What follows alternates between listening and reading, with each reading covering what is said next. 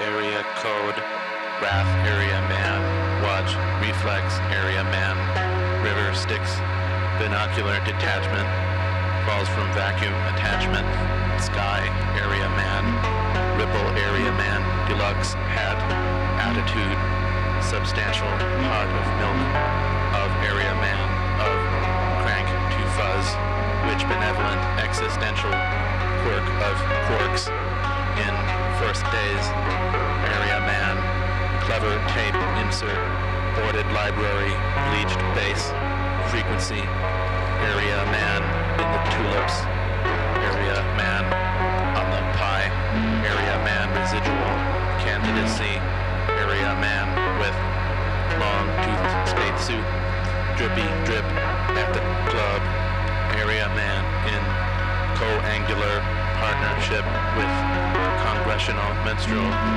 transvestite, area man, stop by the bird store, co-magnificent, pedal against hope to no hope, area man to alcoholic breakfast drinks, tupper, bring in case, bring in the case, bring in the case, bring in the case, area man, ad nauseum, area man in parentheses, area man, unreadable, area man, oral surgery is not covered, blowing out mega, pushing up daisies, area man, Rob's liquor store, Rob's guitar fix-it store, area man, autumn, area man with protraction, area man, parabola, area man, seaweed taco emergency.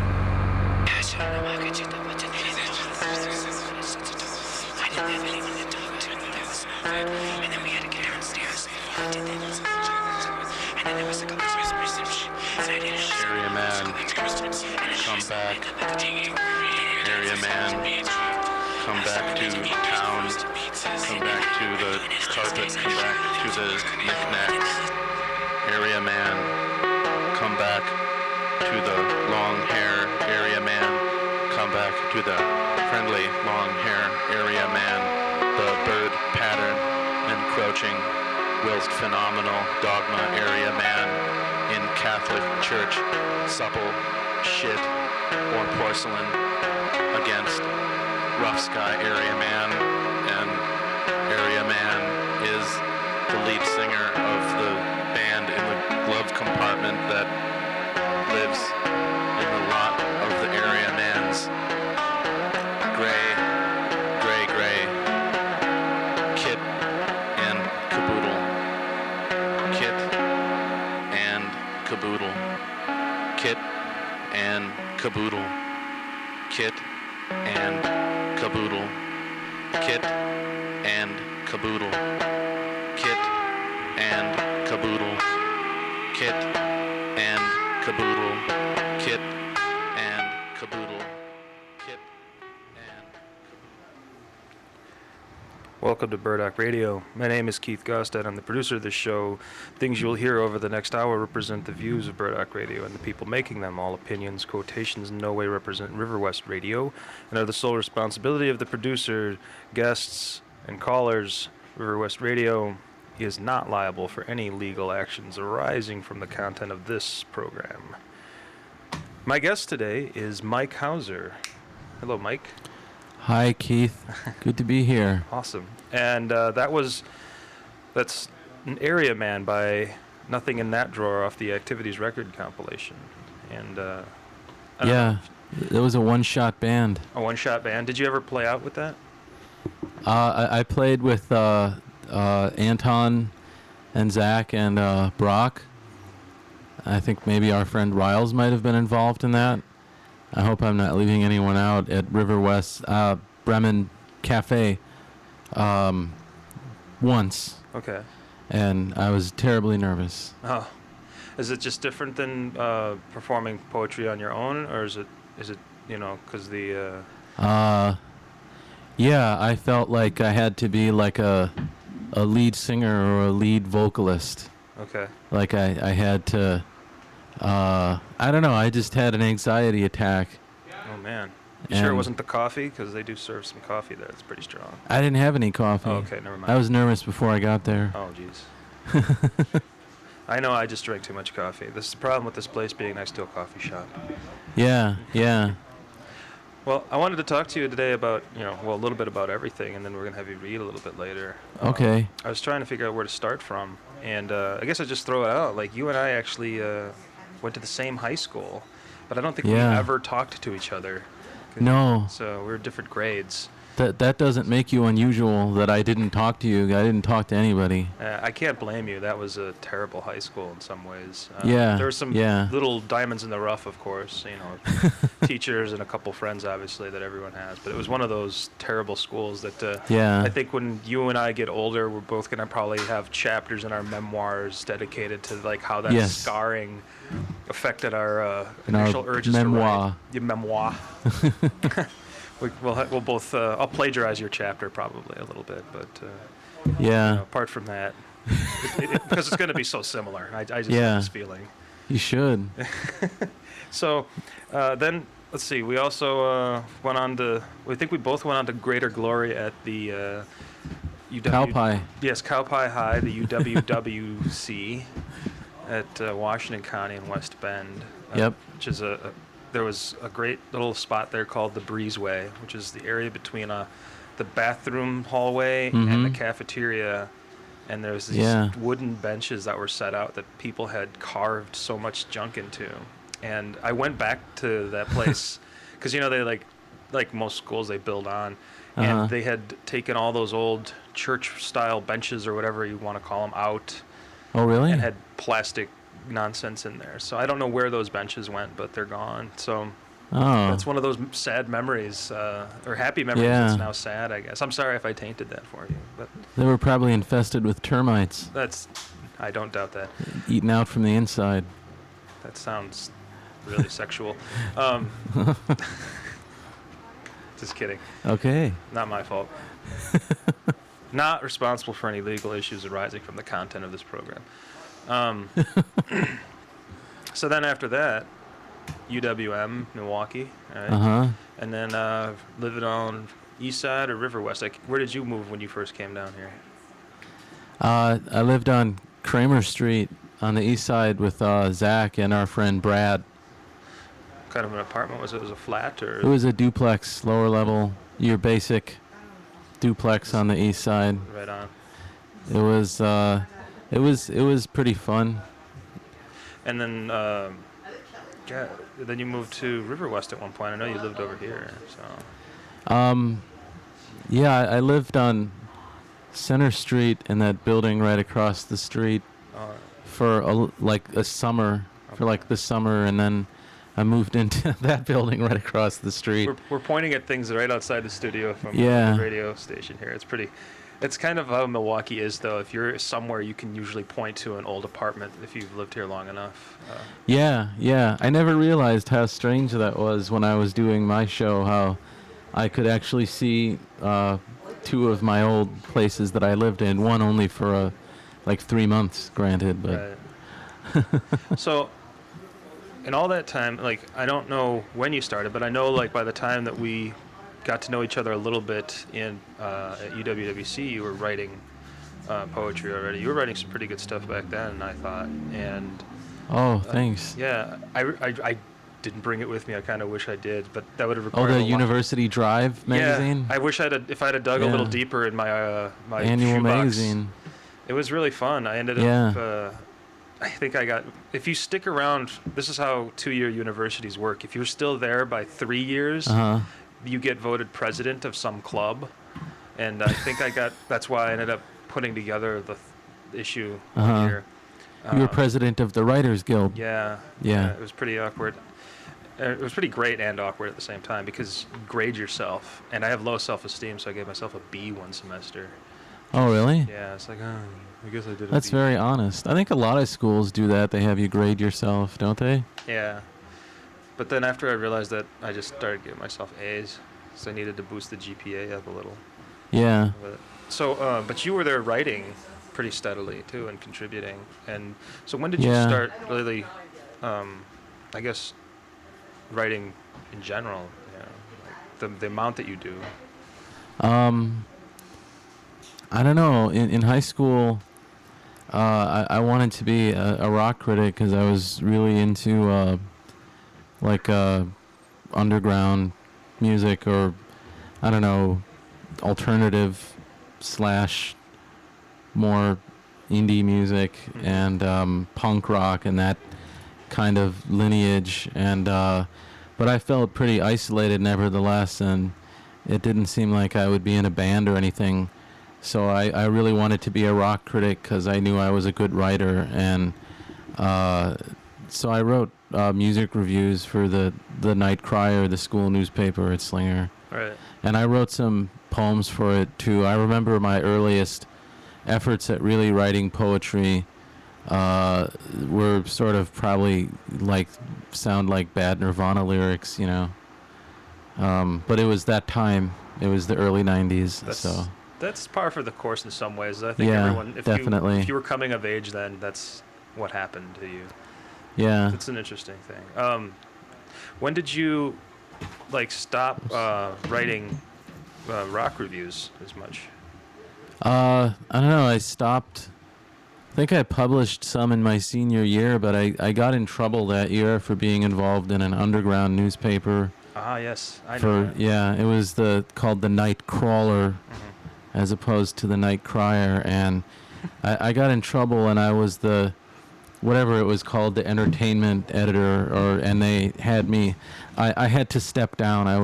They asked me to resign. Really? And is there a meeting where there are people kind of? No, I think Mrs.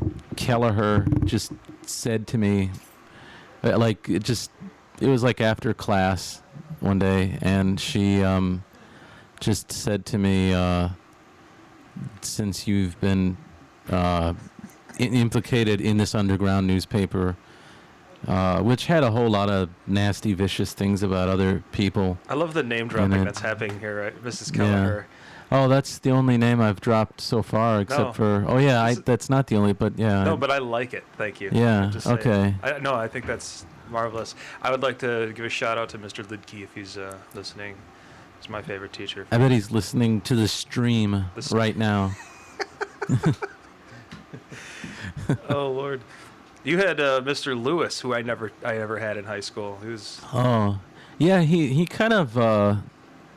He was encouraging. He was, teachers play a role in that regard. Yes. In that they encourage you. And they keep you from, being crazy, I think, if you're the kind of an outcast, or at least not a typical football playing student. You know what I mean? You got to find those teachers that are there. They kind of provide an anchor in that sense, I guess. And give you hope that maybe someday you could have a better life than what you have.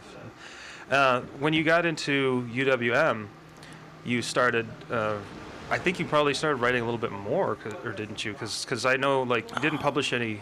To my knowledge, I don't remember you publishing any chat books or anything when you were at UWWC. But the move to Milwaukee, you met more people, and at some point, I know you started Dodo Bird up, which is a really great literary journal. And how often did you put There that were out? only 4 of them, but I'm glad you like them. I have 2 of them. I think I had the first or second issue, and I don't know what happened to it. There were really only 3. The first one I just made, I don't even have a copy of it anymore. I lost it, regrettably. I made it just as a gift with work by Zach Pieper and Robert Thomas and myself. It was a gift that we presented to the poet Alice Notley when she read in Chicago. Uh-huh. But there were 3 that were runs of probably 50. Yeah. I think it was about 50 that I usually printed. When did you discover Alice Notley for yourself? You know what I mean? Susan Fearer recommended her book Mysteries of Small Houses to me, and I read it, and it was I read it straight through, which is unusual for me for a book of poetry, I think. But yeah, it was totally great. It just kind of bowled me over, and I through her found out about Ted Berrigan, and I was kind of off from there. And then, like you said, you managed to get down to Chicago to see her read down there. Mhm. And Saw her read 3 times, mhm. and Did you get to know her at all? well, when I was at Furrow, I organized for her to come and read, so I had to pick her up at Mitchell International Airport. Mm-hmm. How's that for name dropping? Mitchell International, baby. General Mitchell, and I picked her up in my car that had no shocks in it, and she was bracing herself on the seat. I could see she was very nice about it, and she could tell that I was just a broke-ass college kid, and but I was sort of her chauffeur for that 2 days or day and a half or whatever. So Right. I remember that she wanted me to finish her meal on more than one occasion, and I did talk to her about kind of the old days, so to speak, and yeah, she's a very she opens up pretty easily from what I can remember. She really likes to talk about people and places and things. Right. Well, that's great. I mean, so did you keep in touch with her after she left? A little bit, but the correspondence kind of fell off. Okay. I mean, I kind of got the feeling that she wasn't looking for to have Another someone son. under her tutelage or whatever. Right on. I might have just kind of assumed that, but yeah, I wrote to her a little bit, and she was going to recommend me on a grad school application before me going to grad school fell through. Okay. What? Well, I won't go there because I don't like talking about grad school either myself. Being that guy that doesn't go. But we're both that guy to some extent, and I'm actually talking about that part of it. Most guys don't go. Yeah, the not going. Do you think Uh-huh. that is informing you now as a writer, and just by virtue of being in a place like Milwaukee still, Uh-huh. and going through Yeah. what for some people is like the phase of their life where they have no roots, they're floating around from school to school, Uh-huh. teaching a semester here and there and not having any health care and trying to pay off their student debt. Uh-huh. Being in a city, as opposed to that, being in a city where you kind of came of age as a writer and still writing, do you think that that's affecting you differently? Or rather, how do you think I guess it's made me somewhat of an autodidact. Okay. I kind of just had to figure a lot of things out for myself as far as things that were happening in the contemporary poetry world. I mean, I was sort of like me and Zach were sort of companions in that regard. Mm-hmm. And our friend Robert was also a poet, but I would say less interesting in figuring out the contemporary poetry scene. Yeah, like me and Zach, and we were always bringing books home from the Goldemeyer Library Mm-hmm. and showing them to each other, and a lot of just going back to things we had maybe heard about that had been sort of dismissed. Yeah. So, like, just kind of introducing yourselves to new things in that within the confines of that, not confines, but Yeah. within that circle of friendship that exists between people. Yeah, As a I also figured out how easy it is to just correspond with poets. Okay. Well, let's talk about that because then, gosh, now I have to think about my timeline here. Because after you did Dodo Bird, you were doing a small reading series over at what used to be, help me here, over on Franklin Street. I can't remember the name of the bar. It's like Circa now, I think. Oh yeah, I did that like twice. Yeah. You were doing a reading series there, and then, but that was like a startup. You were getting your footing to run Salacious Banter for a while, and you started corresponding with people and bringing in people that way. And it was you and Carl doing that, right? And Yeah, it was. I would be in touch with them, or Carl would be in touch with them. And I mean, Milwaukee is kind of lacking a kind of way station aside from Woodland Pattern, whereby poets can read, have somewhere to read, if they happen to be in the Midwest or coming through town, because Woodland Pattern can't always book poets they would like to, and Sure. The universities kind of, I don't know, that world's always been, I don't know how those readings happen. I never even hear about them usually. Yeah. Well, it's hard.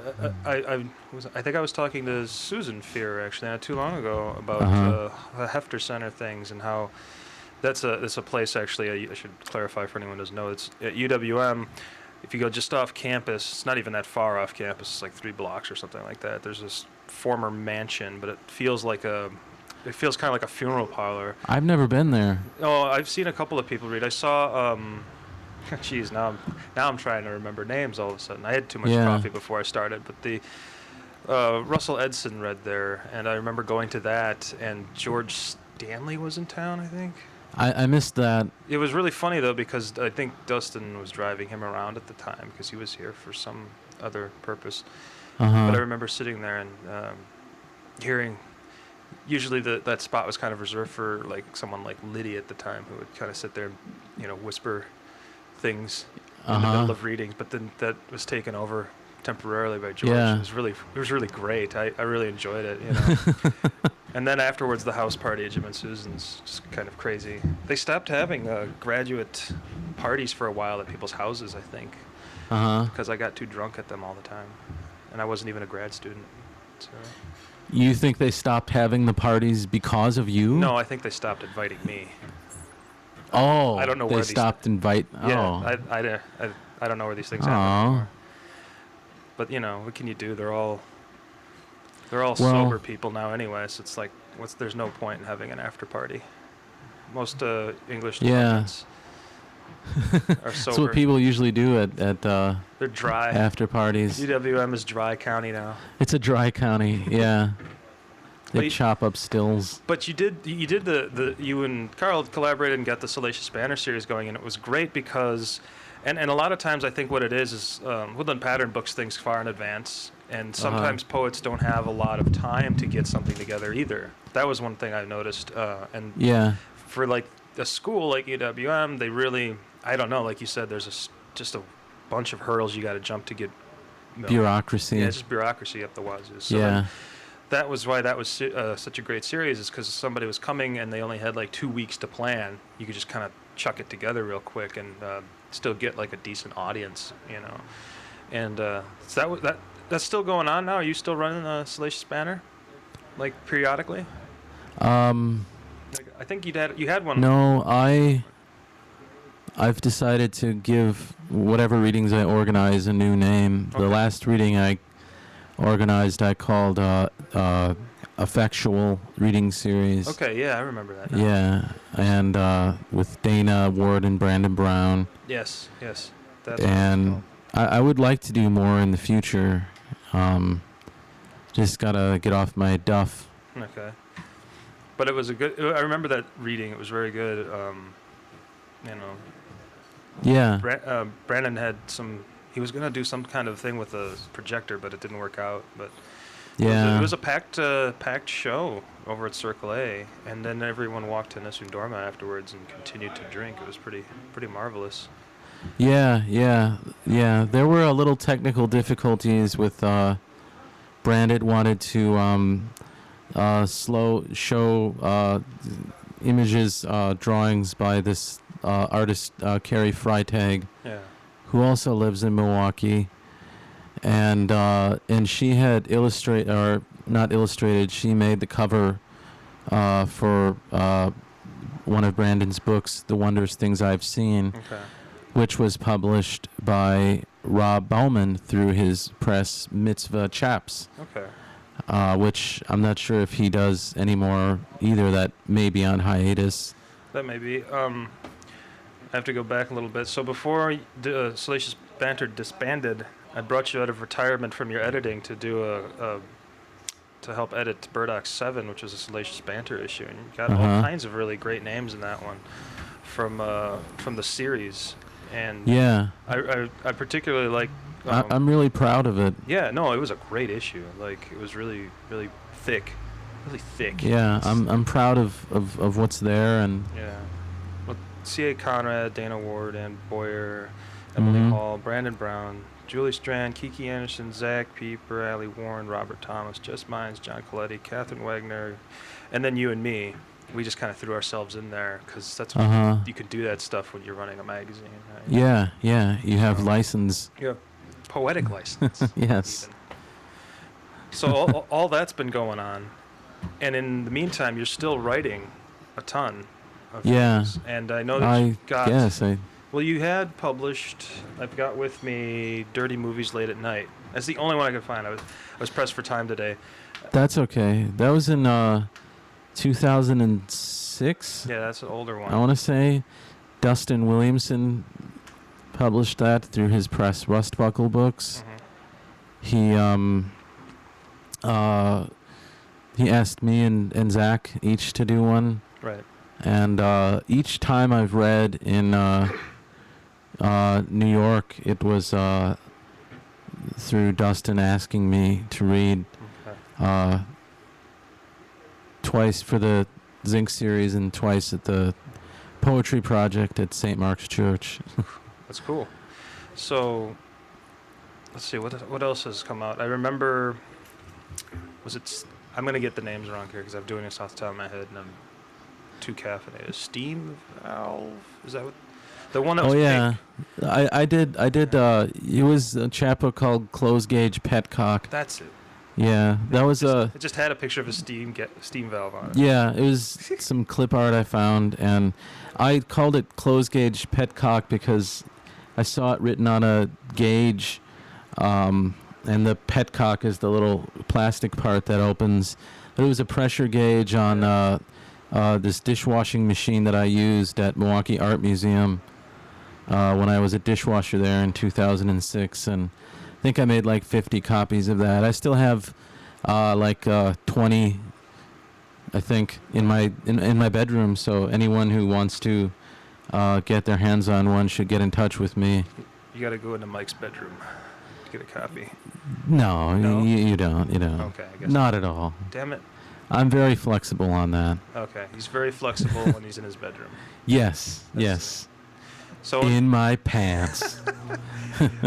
well, I may need to get a copy of that from you at some point because I couldn't find mine today. Yeah, there was man, something totally. else you did too that's escaping me at the moment. Was it- Oh, I did another chapbook for Rustbuckle Books called Kretz, Kretz, Kretz. Yes, yeah.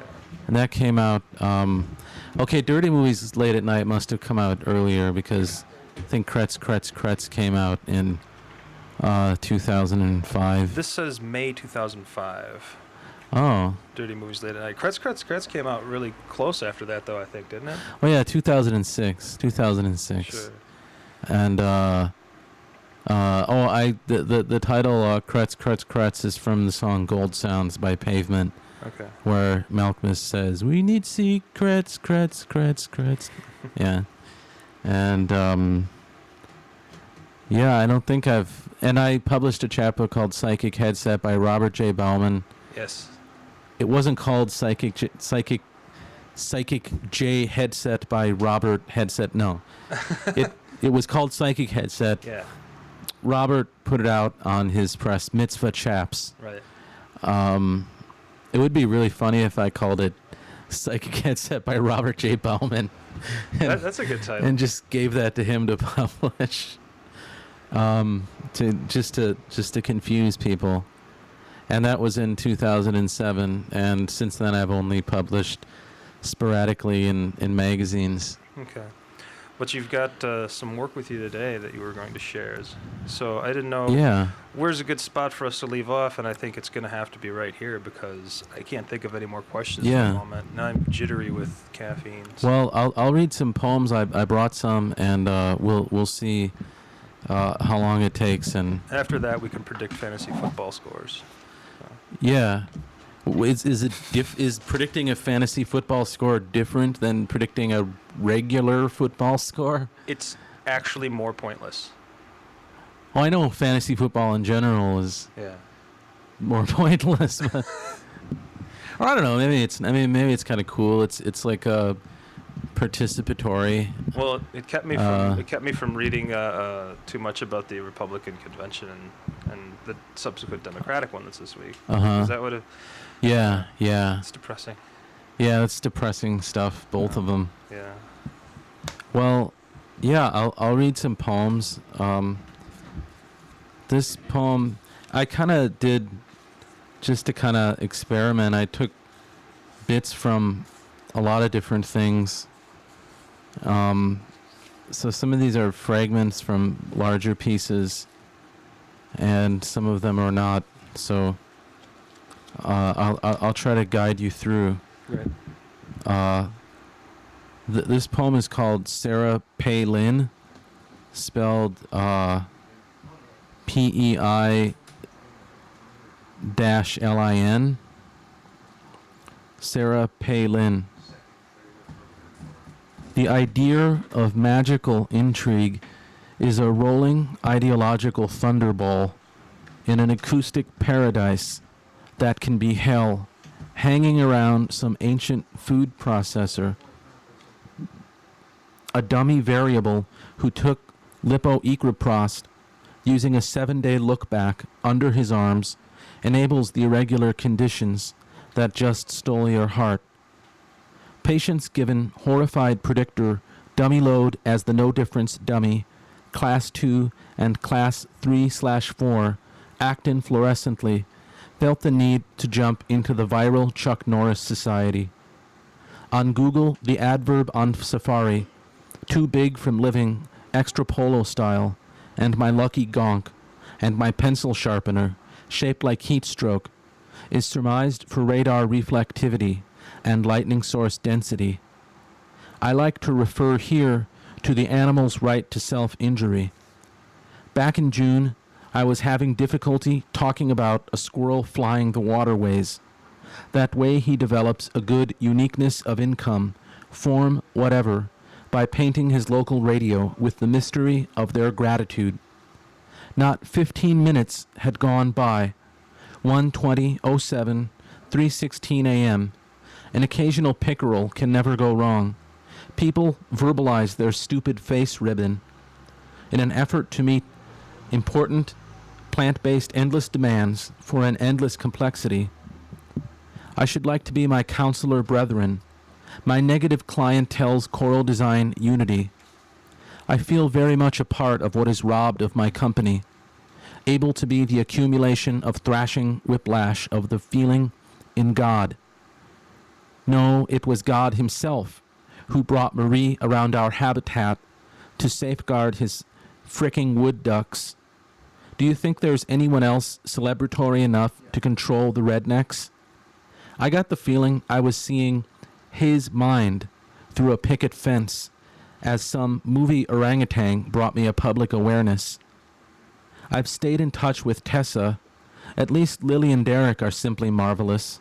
Scared about something in one of my new sweaty, exciting spiral slide and ramp dimensions. Ed takes care of all the gross mental health problems of the critters. So enjoy the adrenaline. Save the true love for your husband. Man habitat is very tricky. A tiny minority of nostalgics. A cozy total goon. Some regions gotta start having pursued dozed-off allergies that nearly broke their brains, even in the protective case of their faiths.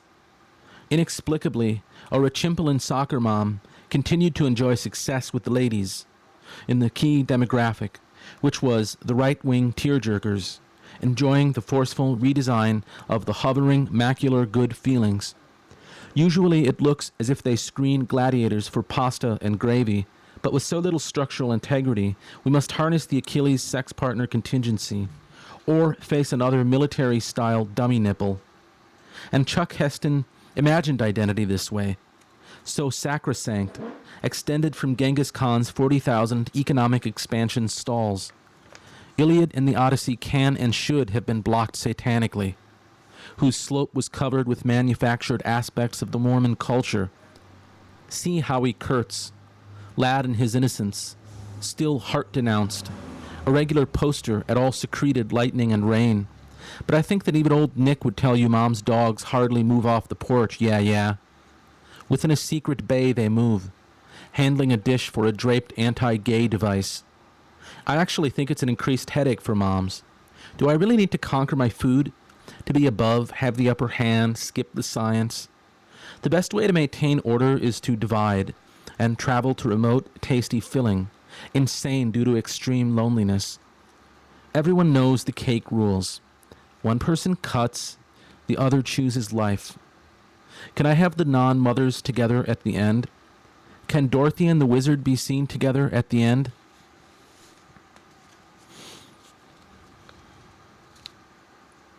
This is from an untitled piece. Totes broski. Total toters. Teetotaler brosifer. Toter tots. Totally toasty bro sandals. Teapot dome bro vision. Take off your blinders, brobot. Don't toy with me, bro swag. Look in your basket, brotherapist. Those bros are totes cracking strohs on that boat. Remember Strohs, bro? Don't be a hater, broetry. Try these taters, they're totes my fave. Toys for tots, totes for bros. For totes, bros are up on the new ones, bros, show to bros, who in turn show more totes and taters to bros than any bros know what to do with. All those strafed bros making bongs from old Stroh's cans. Disused bros totes slowing down their boats and stroking it like the Joker. Bro soup got rigid in futurity. Bro downslope. Bro hope or bro bumbled. Bro bramble.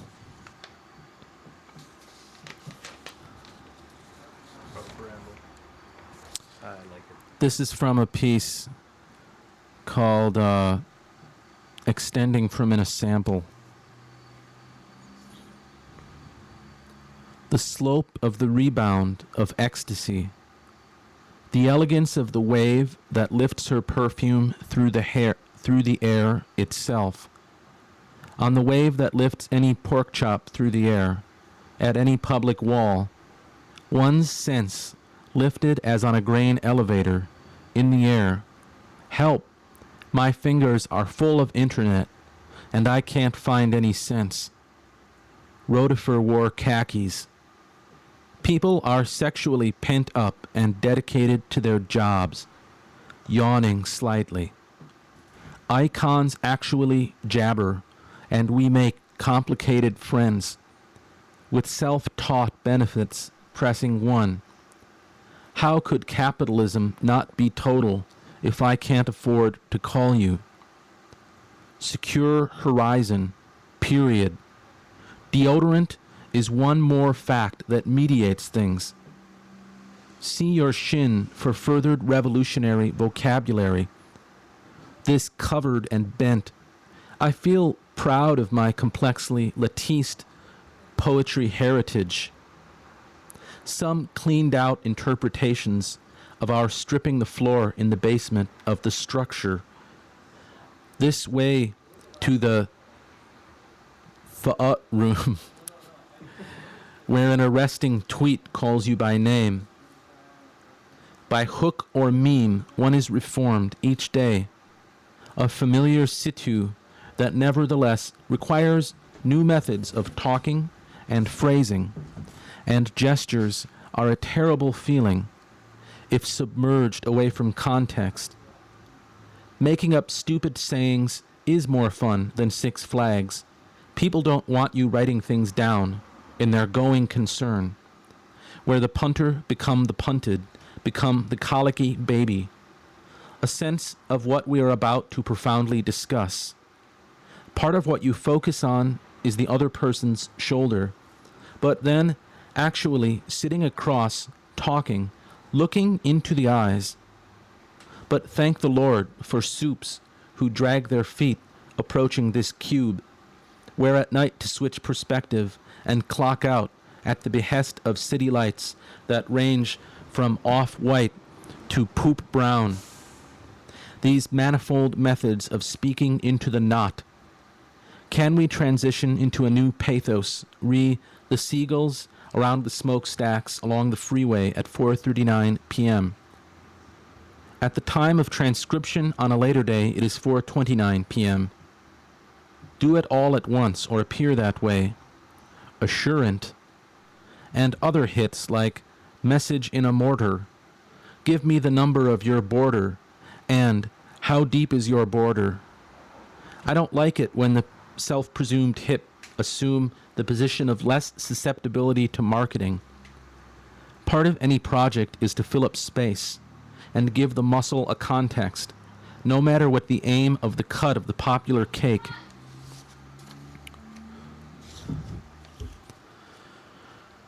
This is from a piece called, I forgot what it was called. If You Were Looking for Someone, I think. That must mean it's not a very good title. You can always change it. Yeah, I mean, if I can't even remember what it's called, You could make one up on the spot now. If you've never read this poem out, you could just say, this is from, I don't know, yeah. Mike Hauser's Ulysses.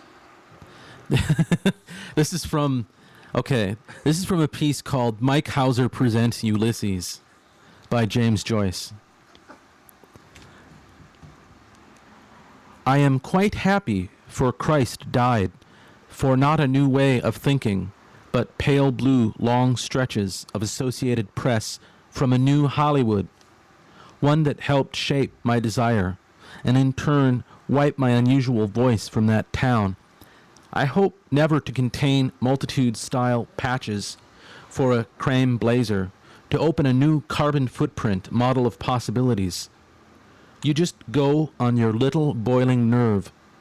Metric tons of carbon dioxide are finding in tricked-out content, fleecing the profile, macing the private author thing with mere ice trays of consent. 15 lessons on finding your tons of fun and touched by timid miserablest capital. Include a list of skate shop children who are wandering with swells and currents. Net neutrality and American dream takeaway content. Praise by a leaping grassroots butter both current and future. When asked if 250 million saved lives off audio, the reply was his leg and a sock in the drop-down menu over the charming neighbor constraint. Our children, we pop up out of how-to danger.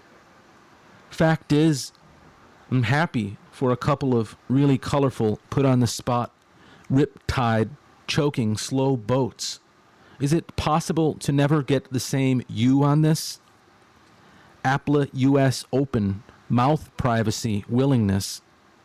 A little hard copy, little fish paste, a little e-oodles and self-seating. Hardcore, friendly bots chatting up the folk music. I opened my own Roth there, changey styly, and masking my voice with the wind's cable in Los Alevos.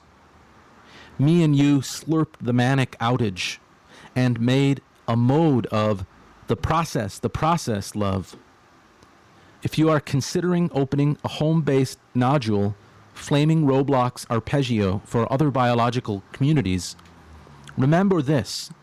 Repayments automatically file in newer human impacts on the Earth's crusts.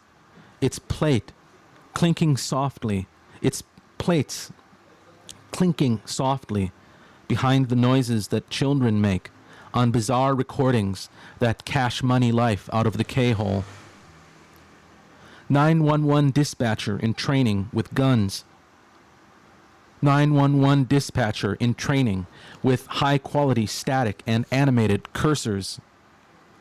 911 dispatcher in training with 3D object responsibility. 911 dispatcher in training with parachute, e.g. door open jokes. 911 dispatcher in training with .peng extension rising bourgeois guards.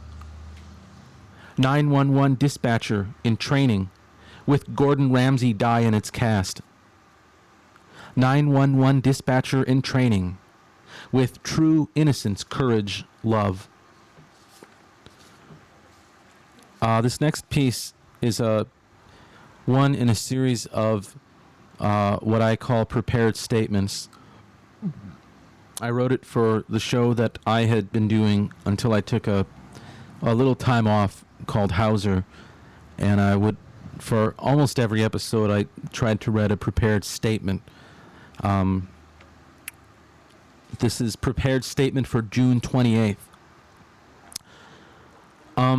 Guys, how long have we been here? This is kind of a pinch. I almost wrote pitch there. In fact, I did. Do we think we should abide reality? Confiscate used porn?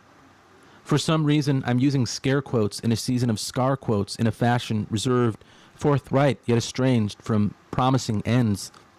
My ends do spit the same difference yours do. Do you guys believe my tangible figurations of some tinkling Marxism? Or do you decide, while I'm in the bathroom, that I am a reprobate? I almost wrote rebrobate, and in fact did.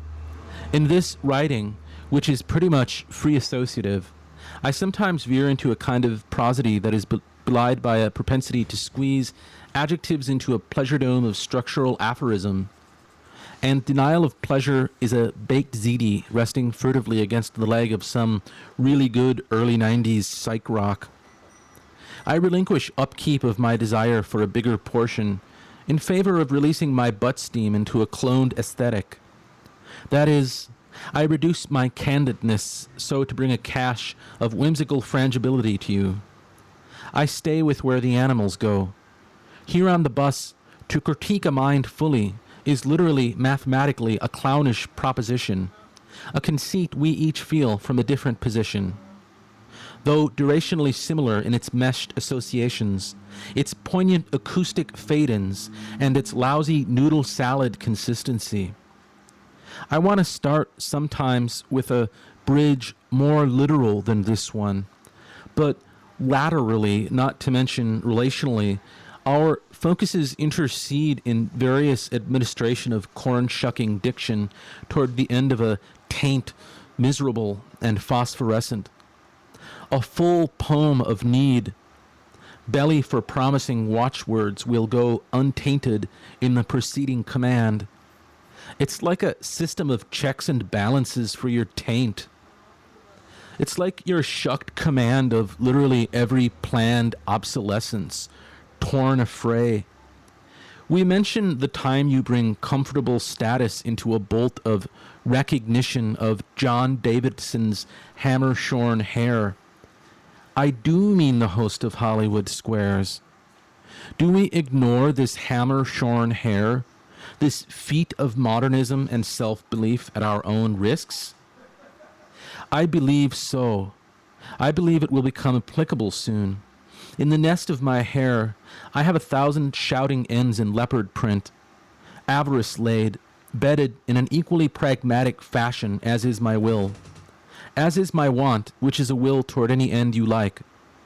Death command or cold shower of the worldwide crash greeting you, alluring in its unintended effect on your life. Veering ever Dallas-ward, sexting a lot. More these dreamland honeys you mentioned earlier. I'm profiting minced potables, folding Kim Kardashian's eerie symmetry with the known world of filmed images that habitate a person. I mean, I will accept another chance at the most lasting flow of cheesy, punted, mutually applicable Martin Scorsese apps dripping down the side of spectral naughty orgasm itself.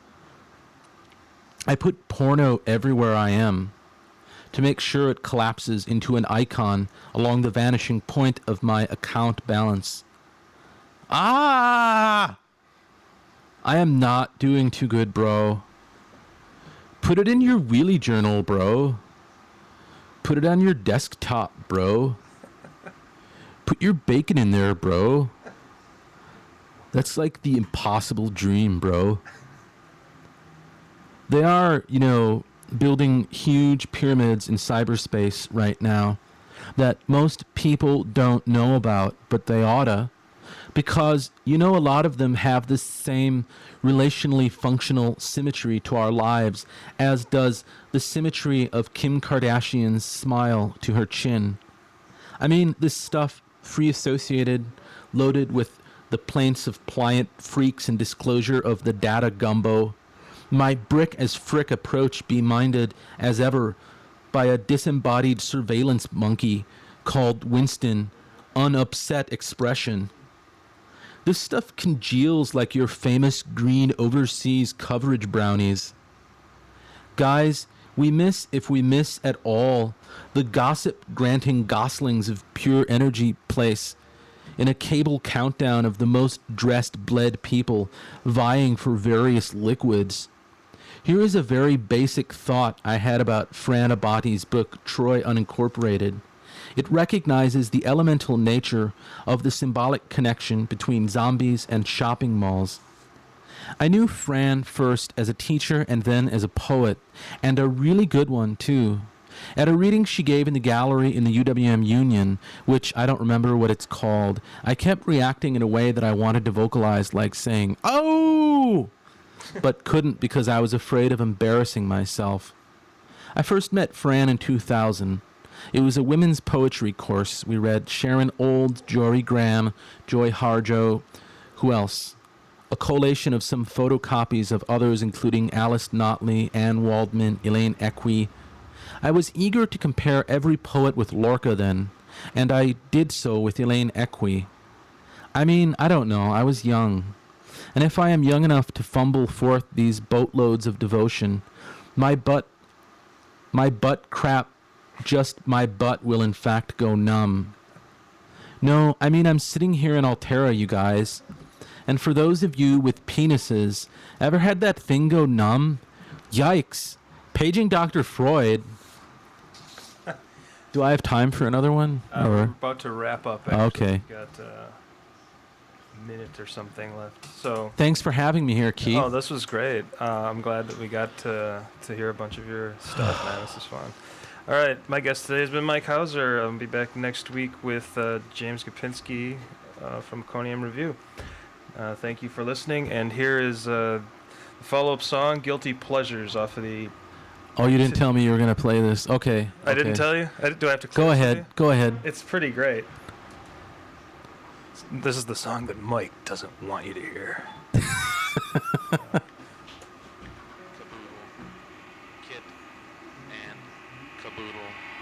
Kit and caboodle, kit and caboodle, kit and caboodle, kit and caboodle, kit and caboodle,